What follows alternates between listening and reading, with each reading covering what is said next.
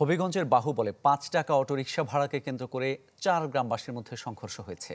আহত হয়েছেন অর্ধ শতাধিক। দুপুরে সিলেট মহাসড়কের মৌচাক এলাকায় এই ঘটনা ঘটে। পুলিশ জানায়, সাতপাড়িয়া গ্রামের এক যুবকের সাথে অটোরিকশার ভাড়া ৫ টাকা দেয়াকে কেন্দ্র করে বাকবিতণ্ডা হয় কবিরপুর গ্রামের এক ব্যক্তির সাথে। এক পর্যায়ে গ্রামের লোকজনের সাথে সংঘর্ষ শুরু হয়।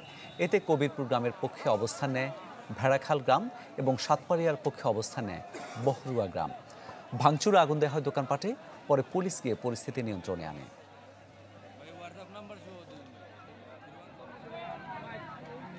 তাদের মধ্যে ইস্পাটকেল এবং অন্যান্য বিষয় নিয়ে মারামারি উদ্ভব হলে বাহুবল থানা পুলিশ এবং জেলা পুলিশ সেইখানে অবস্থান নেয় এবং তাদেরকে নিয়ন্ত্রিত করার চেষ্টা করে। পরবর্তীতে সেনাবাহিনীর দলের সাথে যোগাযোগ করে তারা আসলে পরিস্থিতি নিয়ন্ত্রণে আসে।